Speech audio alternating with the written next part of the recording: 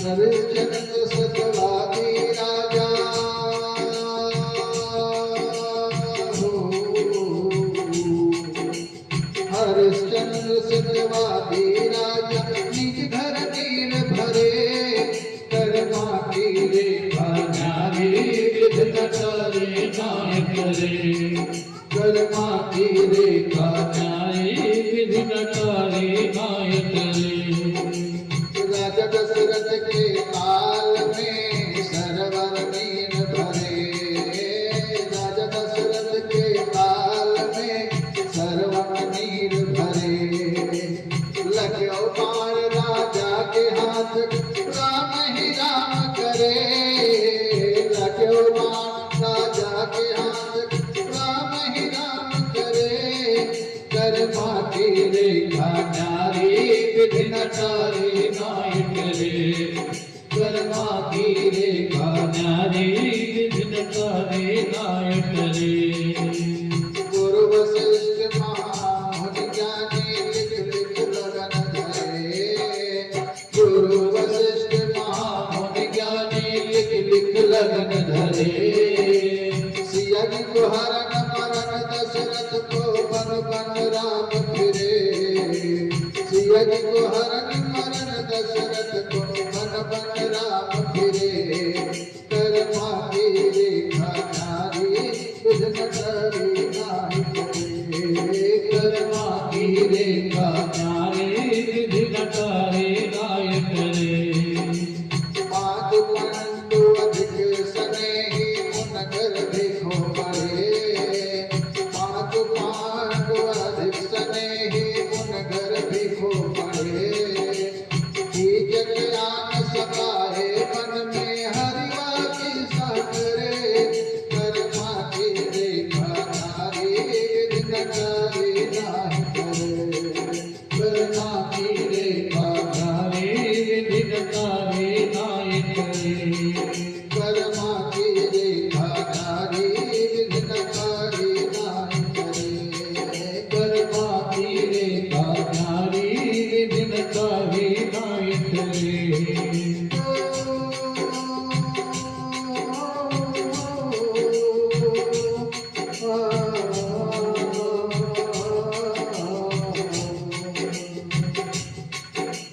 श्री राम जय राम जय जय राम, सीता राम जय सीता राम, श्री राम जय राम जय जय राम, सीता राम जय सीता राम, श्री राम जय राम जय जय राम, सीता राम जय सीता राम, श्री राम जय राम जय जय राम, सीता राम जय सीता राम, सीता राम जय सीता राम, सीता राम जय सीता राम, सीता राम जय सीता राम, सीता राम जय सीता राम, श्री राम जय राम जय जय राम, सीता राम जय सीता राम, श्री राम जय राम जय जय राम, सीता राम जय सीता राम, सीता राम जय सीता राम, सीता राम जय सीता राम, सीता राम जय सीता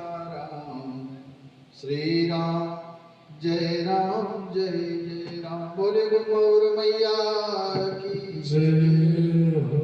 इसलिए हमको चाहिए अपने कर्मों पर ध्यान दें, क्योंकि कर्म का ही फल सबको मिलने वाला है। जैसा हम करेंगे वैसा ही फल मिलेगा, इसलिए हमें सावधान होने की जरूरत है। अब आगे व्यास जी से यह श्रवण करके कि इंद्र ने छल करके दिति के गर्भ को विकृत किया, तो जन्मेजय आश्चर्य में पड़ गया और कहने लगा व्यास जी से कि हे मुनिवर, कश्यप ऋषि की संतान देवेंद्र ने भी ऐसा पाप कर्म किया, इतना निकृष्ट कर्म इंद्र ने किया। जब इंद्र ऐसा कार्य कर सकता है तो संसारी जीव ऐसा करें तो आश्चर्य की बात क्या है। जन्मेजय जी व्यास जी से कहते हैं कि हे व्यास जी, मेरे पितामह लोगों ने कुरुक्षेत्र में के संग्राम में जिनमें साक्षात धर्म के अंश युधिष्ठिर महाराज भी थे। श्री कृष्ण की प्रेरणा से धर्म विरुद्ध कार्य किए थे। भीष्म, कृपाचार्य, द्रोण तथा कर्ण सभी ने धर्म के विरुद्ध आचरण किया था। हे मुनिवर, देवों के अंश से उत्पन्न धर्मपरायण पांडवों ने ऐसी गर्हित कर्म क्यों किए थे? यदि ऐसी बात है तो फिर धर्म में किसकी आस्था होगी? भगवान श्री कृष्ण ने जरासंध वध के निमित्त छल से ब्राह्मण वेश बनाया था। मेरे दादा अर्जुन ने भी वैसा ही कर्म किया था। श्रुति का कथन है कि धर्म का प्रथम चरण सत्य है, दूसरा चरण पवित्रता, तीसरा चरण दया और चौथा चरण दान है। इन चारों के बिना आदर्श धर्म कैसे टिक सकता है? धर्म विहीन यज्ञ कर्म कैसे उत्पन्न फल देने वाला हो सकता है? मुझे तो ऐसा प्रतीत होता है कि उस समय किसी का भी धर्म में अटल विश्वास ही नहीं था। जगत प्रभु भगवान विष्णु ने भी राजा बलि को छल लिया था। सत्य, शुद्धता, दया, दान ये धर्म के चरण कहाते हैं। और फिर वामन वन क्यों त्रिलोकी, वहां बलि को छलने जाते हैं। ऐसा भगवान ने क्यों किया, आप ही बताइए। छल से बालिका लेने के पश्चात विजय, आप ही बताएं कि छल से बालिका लेने के पश्चात विजय राजा बलि की हुई या विष्णु भगवान की हुई? व्यास जी कहते हैं कि भगवान ने छल का आश्रय लिया था। राजा बलि सत्य पर अटल रहता था। उसने अपने गुरु की भी बात नहीं मानी थी और अपना वचन निभाया था। अतः विजय तो उसी की मानी जाएगी, विजय तो राजा बलि की ही मानी जाएगी। और इसका दूसरा कारण और भी है कि उसकी सत्य निष्ठा के कारण ही भगवान को उस बलि का पहरेदार बनना पड़ा था। व्यास जी जन्मेजय जिसे कहते हैं कि हे राजन, सत्य, रज, तम इन्हीं तीन गुणों के मेल से संसार का प्रादुर्भाव हुआ है। यही सृष्टि का सनातन नियम है। किंतु अनासक्त भाव से तो मुनिजन तृषा विहीन राग रहित प्राणी ही सत्य परायण होते हैं। अन्य लोगों के तो कहने के लिए संसार की सृष्टि के समय माया से मोहित मनुष्य की इंद्रियां अत्यंत चंचल हो जाती हैं और उनमें आसक्त मन उन गुणों से प्रेरित होकर के विविध प्रकार के भाव प्रकट करने लगता है।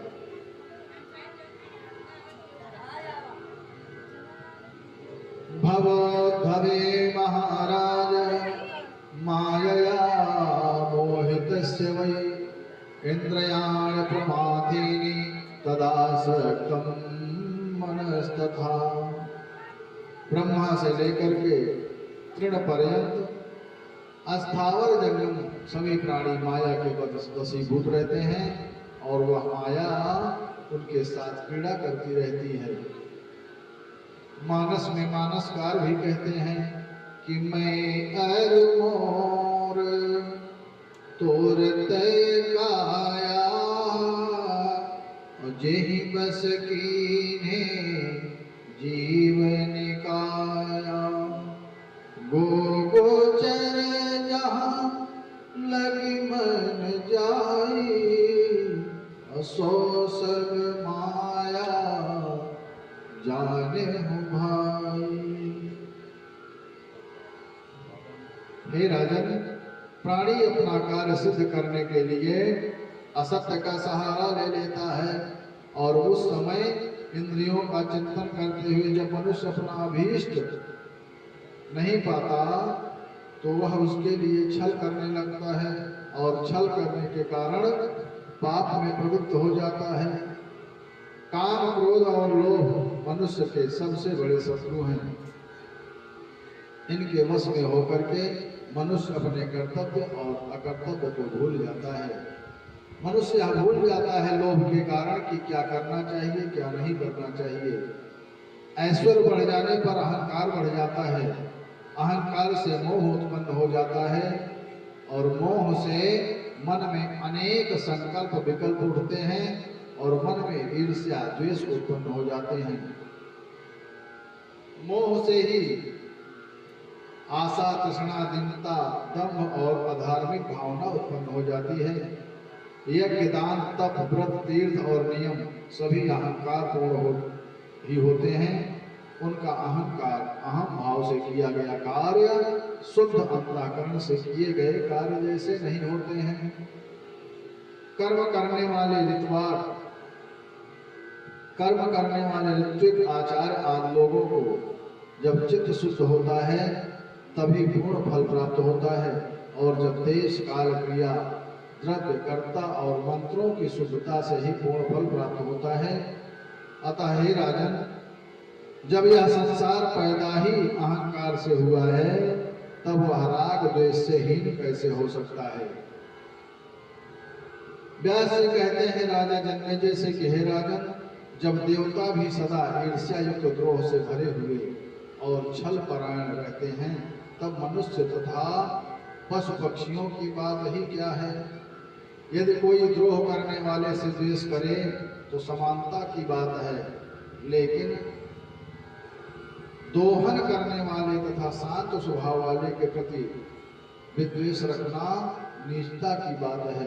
यदि कोई तपस्वी शांत होकर के जप ध्यान में लीन हो जाता है तो देवताओं में श्रेष्ठ इंद्र जो स्वार्थी है उसकी तपस्या में विघ्न डालने के लिए पहुंच जाता है।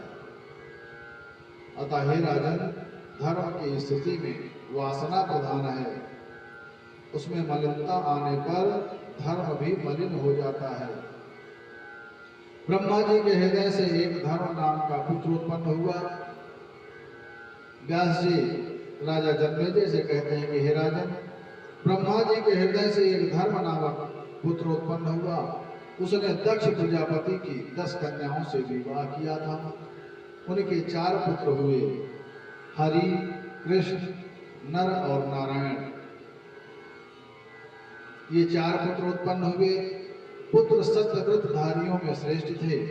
उनमें से हरि और कृष्ण ये दोनों योगाभ्यास करने लगे तथा नर और नारायण दोनों बद्रिकाश्रम में जाकर के कठिन तपस्या करने लगे। दोनों भाई 1000 वर्ष तक कठोर तपस्या करते रहे। नर नारायण को तप करते वहां वर्ष हजारों बीत गए। बद्रिकाश्रम धन्य हुआ, इंद्र के पसीने छूट गए। नर नारायण को कठिन तपस्या करते देख करके इंद्र अब सोच में पड़ गया कि ये किस उद्देश्य से इतनी कठिन तपस्या कर रहे हैं। काम, क्रोध अथवा लोभ का इनके मन में भाव जगा करके इनकी तपस्या में विघ्न डालना चाहिए। ऐसा सोच करके इंद्र उन नर और नारायण के पास जाकर के बड़ी नम्रता से कहते हैं कि किम व कार्यम महाभागो ब्रूतम धर्म सुतो किल ददामिं पांबरम श्रेष्ठम दातुम यातो रमहर्षि अदेयमपि दास्यामि तुष्टोस्मि तपसा किल। हे ऋषियों, इंद्र जाकर के वहां नर और नारायण से पूछता है कि हे ऋषियों, मैं आपको वर देने आया हूं। वर अदेय होगा, उसे भी दूंगा क्योंकि मैं तुम्हारी तपस्या से प्रसन्न हूं। इस प्रकार इंद्र के बार बार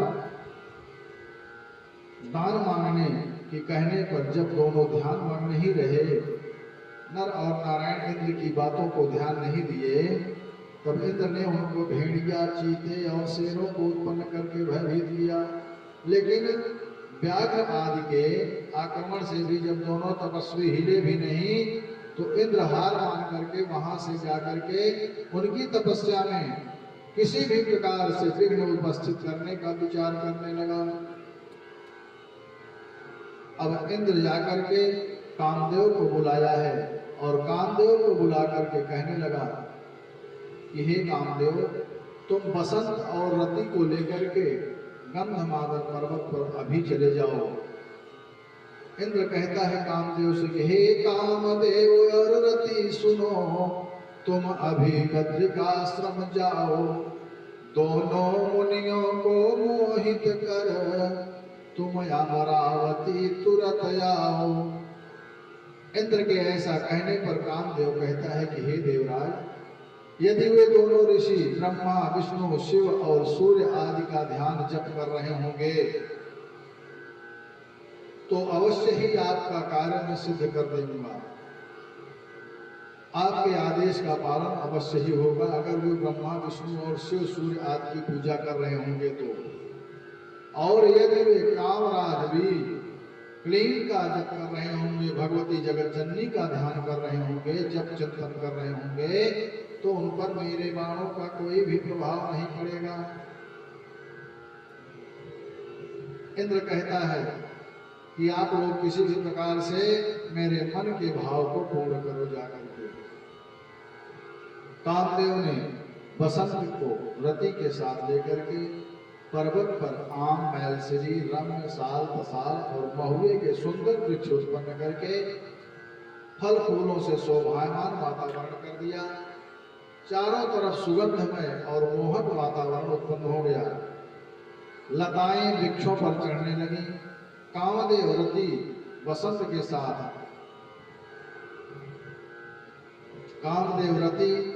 के साथ तिलोत्तमा, रंभा आदि अप्सराओं के साथ महानृत्य गायन करने लगे। और असमय में बसंत को देख करके नारायण नर से कहने लगा कि हे भैया, देखो ध्यान भंग करने के लिए यह गीत यहाँ देवांगनाओं द्वारा गाया जा रहा है। यह कार्य हमारा तप नष्ट करने के लिए इंद्र के द्वारा ही किया गया है।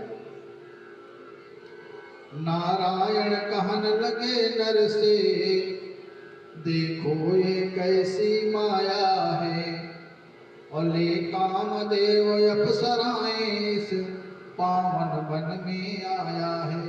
नारायण ऐसा कह ही रहे थे कि उसी समय उनको कामदेव, मेनका, मनोरमा, सुकेशी, तिलोत्तमा, पुष्पगंधा, चंद्रप्रभा आदि 16,050 देवांगनाओं को वहां देख करके आश्चर्य हुआ। दिव्य वस्त्राभूषणों से सुसज्जित अप्सराएं वहां हाथ जोड़ करके खड़ी हो गई और कामवर्धक गीत गा करके नृत्य करने लगी। उस समय नारायण कहने लगे, इन सभी को इंद्र ने हमारी तपस्या भंग करने के लिए भेजा है। ऐसा सोच करके अपनी जंघा पर हाथ मार करके एक दिव्य अप्सरा उत्पन्न कर दी। उरु से उत्पन्न होने के कारण उस अप्सरा का नाम उर्वशी पड़ा। उसे देख करके सभी अप्सराएं चकित हो गईं और उर्वशी को देख करके सभी अप्सराएं अपनी सुध बुध खो बैठी। अब सभी अप्सराएं कहने लगी कि हमें इंद्र ने आपका तप भंग करने के लिए भेजा है, लेकिन मन में थोड़ी सी भी व्यथा नहीं हुई है। आपने क्रोधित होकर के हमें श्राप नहीं दिया है। आप बहुत ही सज्जन हैं। उनकी बात को सुनकर के नारायण कहने लगे कि तुम्हारा आशय हमने जान लिया। अब आप इंद्र के लिए इस उर्वशी को भी ले जा करके प्रस्थान कर दो। इस उर्वशी को भी ले जा करके इंद्र को समर्पित कर दो। इंद्र ने तुम्हें यहाँ भेजा है, हमको छलने को आई हो। तब में तुमने विक्षेप किया, तुम हमें दिगाने आई हो। अब तुम इंद्र को ले जा करके इस अप्सरा को भी दे देना और भविष्य में किसी तपस्या में विघ्न मत डालना। किसी के भी तपस्या में कभी भविष्य में विघ्न डालने की कोशिश मत करना। इसे सुनकर के वे सभी कहने लगी कि हे मुनिवर, हम आपके दर्शन करके धन्य हो गई हैं। अब आपके चरण कमल का आश्रय छोड़ करके हम कहाँ जाएं? अब आप हम दोनों की ही सेवा में रहेंगे। हम सभी आप दोनों की सेवा में रहेंगे। आप हमारा त्याग मत करिए। नारायण अभिमान में भर करके कहने लगे कि मैंने 1000 वर्ष तक कठिन तपस्या की है, उसे मैं किस प्रकार से नष्ट कर दूं। वासनात्मक सुख में मेरी कोई आस्था नहीं है। नारायण के ऐसी अहंकार की विचार शक्ति देख करके नर कहने लगे कि हे महाभाग नारायण, आप अपने इस प्रबल शत्रु अहंकार का नाश कीजिए, क्रोध का त्याग कीजिए और शांत स्वभाव का आश्रय लीजिए, क्योंकि पूर्व समय में इस अहंकार के दोष से ही हम दोनों का तप नष्ट हो गया था। अहंकार और क्रोध के भाव के कारण हमें असुर राज प्रहलाद के साथ 1000 दिव्य वर्षों तक अद्भुत युद्ध करना पड़ा था। क्रोध मनुष्य का प्रबल शत्रु है। अब जन्मेजय कहते हैं व्यास जी से कि हे मुनिश्रेष्ठ, आपने अभी अभी कहा कि नर और नारायण का प्रहलाद से अनेक वर्षों तक युद्ध हुआ। हे मुनिवर, विष्णु भक्त प्रहलाद ने पूर्व काल में यह युद्ध क्यों किया? प्रहलाद और नर नारायण के द्वारा युद्ध क्यों हुआ? ऋषि नर और नारायण ने भी प्रहलाद से युद्ध क्यों किया? प्राय संसार में धन और स्त्री के लिए लोगों में युद्ध होता है, शत्रुता होती है। तब हर प्रकार की इच्छाओं से रहित होते हुए भी उन दोनों में भीषण युद्ध क्यों हुआ? नर और नारायण को सनातन देवता मानते हुए भी प्रहलाद ने उनके साथ युद्ध क्यों किया? इस प्रश्न को आप मुझसे विस्तार पूर्वक बताने की कृपा करें। अब व्यास जी कहते हैं जन्मेजय जी से, कहे राजन, एक बार ऋषि भृगु के पुत्र च्यवन ऋषि नर्मदा नदी में स्नान करने तीर्थ पहुंचे। वहां रेवा नाम की महानदी को देख करके उसमें उतरने लगे। इसी बीच एक भयंकर विषधर सर्प ने उनको पकड़ लिया और उनको खींच करके पाताल लोक में ले गया। च्यवन ऋषि ने विषधर की पकड़ में ही कमल नयन भगवान विष्णु का ध्यान किया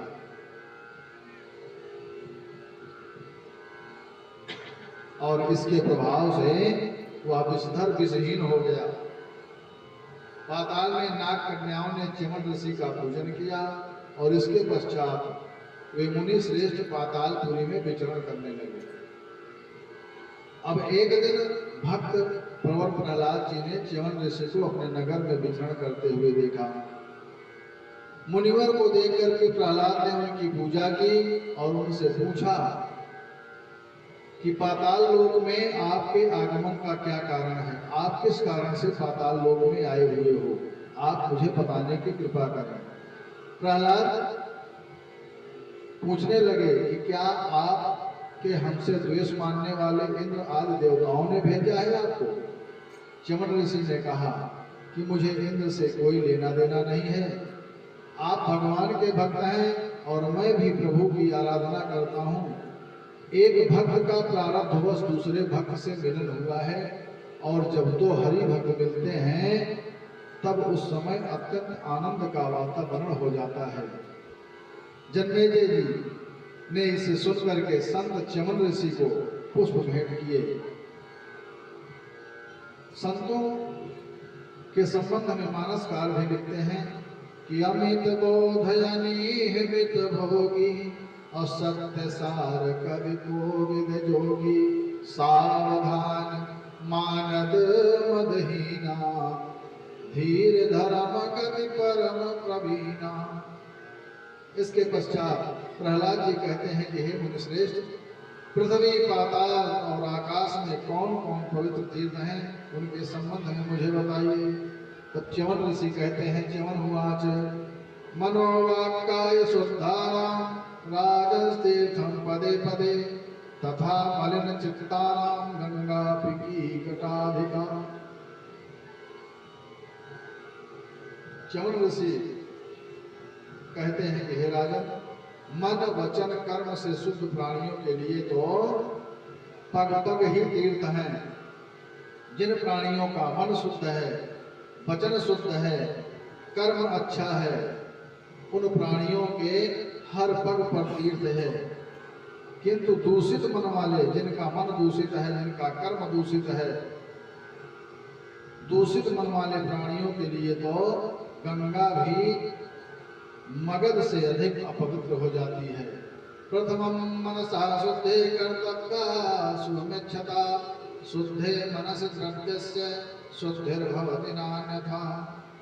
हे राजन, कल्याण की कामना वाले मनुष्य को सबसे पहले अपना मन शुद्ध कर लेना चाहिए, और मन के शुद्ध हो जाने पर द्रव्य शुद्ध स्वतः हो जाता है। अगर आपका मन शुद्ध है तो आपने जो मेहनत किया है, जो मेहनत करके धन कमाया है, वह धन अपने आप शुद्ध हो जाएगा। इसके अतिरिक्त अन्य कोई उपाय नहीं है। अब मैं आपको पृथ्वी लोक में प्रथम श्रेणी के पुण्यमय तीर्थ नैमिषारण्य, चक्र तीर्थ, पुष्कर तीर्थ आदि हैं जो बता रहा हूँ। चिमन ऋषि के वचन सुनकर के प्रहलाद जी भी सभी दैत्यों को लेकर के नैमिषारण्य तीर्थ के लिए चल दिए। नैमिषारण्य है श्रेष्ठ तीर्थ, भूलोक का मान बढ़ाता है, और दैत्यों बोले प्रहलाद चले, मन हर्षित होता जाता है। अब प्रहलाद जी नैमिषारण्य में पहुंच करके उस तीर्थ में भ्रमण करके सरस्वती नदी का दर्शन किया है, और अपने परिकरों सहित स्नान करके आनंद में भर गए हैं। और उस पवित्र तीर्थ में उन्होंने स्नान के पश्चात दान दे करके जय आदि सभी मंगलमय कर्म किए हैं।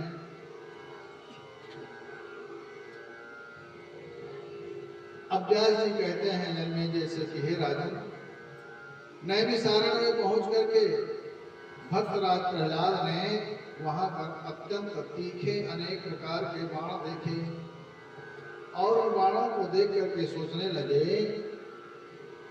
कि ऋषियों के इस पवित्र तीर्थ में ये बाण किसके हैं। ऐसा सोच ही रहे थे कि कुछ दूरी पर उन्होंने कृष्ण भृगु चर्म धारण किए तथा सिर पर विशाल जटाओं से सुशोभित धर्म के पुत्र नर और नारायण को देखा। उनके आगे चमकीले सारंग तथा आजगव नाम के दो धनुष तथा दो अच्छे तरकस रखे हुए थे।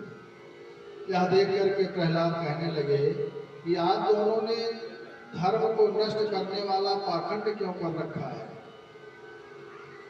कहाँ तो इतनी घोर तपस्या और कहाँ धनुष बाण धारण करके दोनों में विरोधाभास है। यह आपका आडंबर मात्र है। आप तपस्या नहीं कर रहे हो, आप आडंबर कर रहे हो। आप ऋषियों को तो धर्माचरण ही श्रेष्ठ है। प्रहलाद के ऐसे वचन सुनकर के मुनि नर कहते हैं, नर उवाच युद्धे तपस सामर्थ्यत्वं पुनः किं करिष्यसि, गच्छ मार्गे यथा कामं कस्मादत्र विगत्से। मुनिवर नर कहते हैं कि युद्ध और तपस्या दोनों में हम समान रूप से समर्थ हैं। हम युद्ध भी कर सकते हैं और तपस्या भी कर सकते हैं। दोनों कार्यों में हम समर्थ हैं। फिर इसी विषय में पूछ करके आप क्या करोगे। आपके पूछने का तात्पर्य क्या है। आप इच्छानुसार अपने रास्ते चले जाइए। नर कहते हैं प्रहलाद जी से कि आपका पूछने का क्या तात्पर्य है। आप अपने रास्ते जाइए, यहाँ व्यर्थ की बातें क्यों कर रहे हो। आप मोह के कारण कठिनता से प्राप्त किए जाने वाले ब्रह्म तेज को नहीं जानते हो। ब्राह्मणों से व्यर्थ की वार्तालाप नहीं करना चाहिए। है ब्रह्म तेज यति का दुष्कर, तुम तब की भाषा क्या जानो। दर्शन कर अपने घर जाओ, तुम तब की महिमा क्या जानो। मुनिवर नर का ऐसा अहंकार पूर्ण वचन सुनकर के प्रहलाद कहने लगे कि तुम दोनों का इस प्रकार अहंकार मिश्रित अधर्मपूर्ण आचरण इस पवित्र आश्रम में उचित नहीं है। आप में जितनी शक्ति है इसे युद्ध में प्रदर्शित कीजिए। अगर आप में बहुत शक्ति है तो युद्ध करके इसका प्रदर्शन कीजिए। इस बात को सुन करके नर कहने लगे, ये तुम्हारी ऐसी ही भावना है। नर ने प्रहलाद से कहा, ये तुम्हारी ऐसी ही भावना है तो मेरे साथ इसी समय युद्ध करो, मैं अभी तुम्हारा सिर काट देता हूं। इस बात को सुन करके प्रहलाद कहने लगा नर से कि मैं आज किसी भी उपाय से इन दोनों नर और नारायण को जीत करके ही रहूंगा। और ऐसा कह करके धनुष उठा करके धनुष की टंकार की। नर ने भी अपना धनुष उठाया और दोनों तरफ से बाणों की वर्षा होने लगी। कभी मुनि नर प्रहलाद पर भारी पड़ते तो कभी प्रहलाद नर पर भारी पड़ते। दैत्यराज प्रहलाद बाणों की ऐसी वर्षा कर रहे थे मानो आकाश से वर्षा हो रही है। नर मुनि का भी भयानक युद्ध दिखाई दे रहा था। दोनों को युद्ध को देखने के लिए आकाश में स्थिर थे। दोनों के द्वारा बाणों की वर्षा से आकाश में अंधकार छा गया। उस युद्ध को देखने नारद और पर्वत भी आए थे। नारद जी युद्ध को देखकर कहने लगे कि ऐसा भयंकर युद्ध तो तारकासुर, वृत्तासुर और मधुकैटभ में भी नहीं हुआ था। ऐसा युद्ध तो पहले कभी नहीं हुआ। प्रहलाद और नर नारायण का भयंकर युद्ध दिव्य 100 वर्ष तक चलता रहा। 100 वर्षों तक दोनों का युद्ध चलता रहा। तभी वहां पर चतुर्भुजधारी पीतांबरधारी भगवान विष्णु आ गए। दृष्ट्वा तमागतं तत्र हिरण्यकशिपो सुतः, वहां पर उन्हें आया देखकर जानकर के हिरण्यकशिप पुत्र प्रहलाद बड़ी श्रद्धा के साथ भगवान विष्णु को प्रणाम कर कहने लगे कि हे प्रभु। प्रहलाद उवाच, देव देव जगन्नाथ भक्तवत्सल माधव, कथं न जितवानाज्ञां मे तौ तपस्विनौ, संग्रामस्तु मया देव कृतः पूर्णं शतं समाः।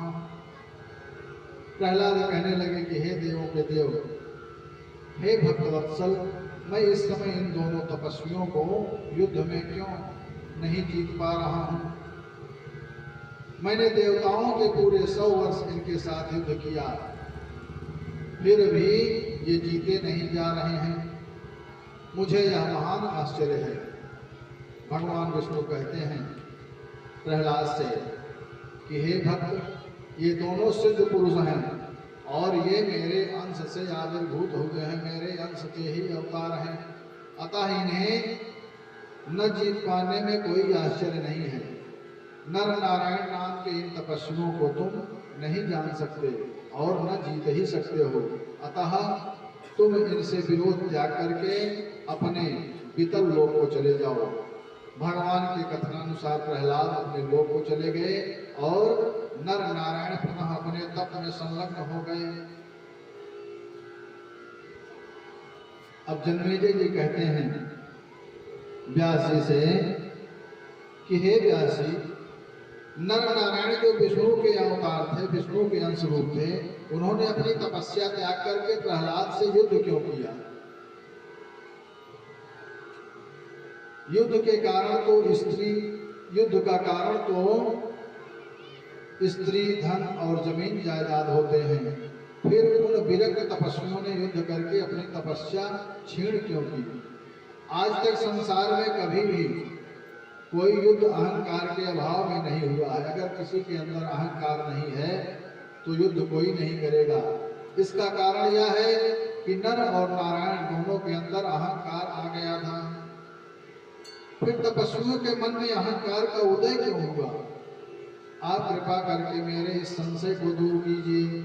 नर नारायण विरक्त थे, तपस्वी थे, फिर तामस उनको क्यों आया। प्रहलाद भक्त था विष्णु का, फिर उनसे लड़ने क्यों आया। अब व्यास जी कहते हैं जन्मेजय से कि हे राजन, ज्ञानियों ने अहंकार को ही संसार का मूल कारण माना है।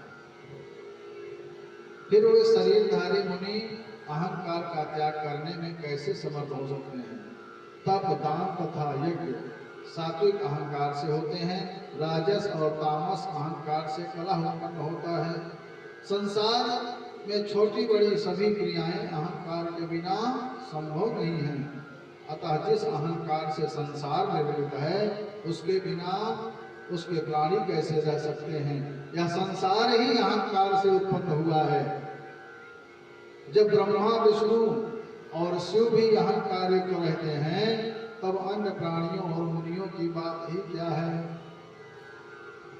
हे महाराज, 7वें मनवंतर में भगवान विष्णु को महर्षि भृगु के कारण जो उन्होंने भगवान को शाप दिया था उसके कारण ही अनेक अवतार धारण करने पड़े थे। भृगुणा भगवान विष्णु कथम सप्तः पितामह हरिणा च मुनेस्तस्य विप्रियं किं कृते मुनि। अब राजा कहते हैं, जन्मेजय कहते हैं महर्षि से कि हे प्रभु, महर्षि भृगु ने भगवान को शाप क्यों दिया और भगवान विष्णु ने महर्षि का ऐसा कौन सा अप्रिय कार्य किया था जिससे उन्हें शाप देना पड़ा। अब व्यास जी कहते हैं जन्मेजय से कि हे राजन, पूर्व काल में कश्यप हिरण्यकश्यप नाम का राजा हुआ था। वह भी देवताओं से युद्ध करता रहता था और उसका वध हो जाने के बाद में उसके पुत्र प्रहलाद राजा बने थे और प्रहलाद ने भी देवताओं से संघर्ष किया था और एक बार 100 वर्ष तक उसने देवताओं से युद्ध किया और उसमें प्रहलाद पराजित हुए। तब वे शाश्वत धर्म को समझ करके अपने पुत्र विरोचन के पुत्र बलि को राज्य पर प्रतिष्ठित करके तपस्या करने गंधमादन पर्वत पर चले गए। राज्य प्राप्त करके बलि ने भी देवताओं से भीषण युद्ध किया और देवताओं को जीत लिया। उस समय इंद्र के सहायक बन करके विष्णु ने दैत्यों को राज्य से च्युत कर दिया था। तब सभी दैत्यों ने शुक्राचार्य जी के पास जाकर के सहायता करने की प्रार्थना की थी। शुक्राचार्य जी कहते हैं कि मैं आपकी सहायता करके आपको तुम्हारा राज्य दोबारा दिलाऊंगा। दैत्यों से ऐसा कहकर के शुक्राचार्य मंत्र विद्या की प्राप्ति के निमित्त तपस्या करने चले गए। उन्होंने दैत्यों से कहा कि हे दैत्यों, जब तक मैं मंत्र विद्या प्राप्त करके वापस नहीं आता हूं तब तक तुम शांति से रहना। अतः देवताओं से छल पूर्वक सामनीत प्रयोग करके रहना। अब शुक्राचार्य जी ने कैलाश पर्वत पर जाकर के शिव जी की वंदना किया और उनसे कहा कि हे प्रभु, मैं दैत्यों की रक्षा हेतु उन मंत्रों को चाहता हूँ जो कि बृहस्पति के पास भी ना हो। शिव जी कहते हैं कि हे शुक्राचार्य जी, यदि तुम सिर नीचे करके कणधूम का मतलब भूसी के धुएं का पान करके 1000 वर्ष तक तपस्या करोगे तो तुमको मंत्र प्राप्त हो सकता है। शिव जी का आदेश सुनकर के शुक्राचार्य जी दृढ़ता से उनके कथनानुसार कठोर तपस्या करने लगे।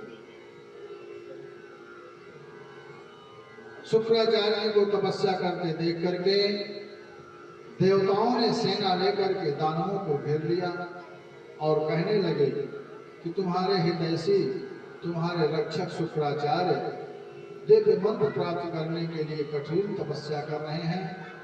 अब सभी तैयार होकर के तुम सब हमसे युद्ध करो। देवता का कहते हैं दैत्यों से कि हे दैत्यों, हमसे युद्ध करो, शस्त्रों को लेकर आ जाओ। शुक्राचार्य तो तप में लगे, रण कौशल हमको दिखलाओ। देवता का कहते हैं कि अब क्षुब्ध हुए आप लोग भी हाथों में शस्त्र धारण करके युद्ध करने के लिए तैयार हो जाओ। यह सनातन सिद्धांत है कि जब सत्य निर्बल हो तभी उसे मार देना चाहिए। देवताओं के ऐसे वचन सुनकर के दैत्यों ने भाग करके शुक्राचार्य की माता के पास जाकर के सारा समाचार सुना दिया। माता ने उनको अभय वरदान दिया। इसके बाद देवता वहां आकर के दैत्यों पर प्रहार करने लगे। तब माता ने निद्रा का आवाहन करके सभी देवताओं के निद्रा के वशीभूत कर दिया और बाद में भगवान विष्णु और इंद्र को भी आक्रांत कर दिया। फिर इंद्र के कहने पर भगवान विष्णु ने चक्र से उसका सिर काट दिया। उस समय उस भयानक वध को देख करके भृगु ने क्रोध करके भगवान विष्णु से कहा कि हे विष्णु, तुमने इंद्र के हित के लिए मुझे विधुर बना दिया, मेरी पत्नी को मार दिया, अतः हे जनार्दन मैं तुम्हें श्राप देता हूँ। हे विष्णु, मेरे श्राप से मृत्यु लोक में तुम्हारे अनेक अवतार हों और इस स्त्री वध के कारण, इस स्त्री वध के पाप के कारण बार बार गर्भावास में होने वाले दुख का भोग करो तुम। इसलिए भृगु ने भगवान विष्णु को शाप दिया। भृगु ने कहा कि हे विष्णु, मारा है मेरी पत्नी को, हे विष्णु ये है धर्म नहीं, मैं हुआ विधुर दुख पाऊंगा, पत्नी बन मेरा कोई नहीं। इस कारण से भृगु ने विष्णु भगवान को शाप दिया। अब आज की कथा यहीं पर विश्राम लेती है। कल की कथा में इंद्र द्वारा पुत्री जयंती को शुक्राचार्य को देना व बृहस्पति का शुक्राचार्य रूप रखना आदि की कथाएं कल की दिन गाई जाएंगी। आइए हम सभी भक्तजन भगवान नाम संकीर्तन करने का प्रयास करते हैं। इसके पश्चात हनुमान चालीसा, फिर आरती और प्रसाद।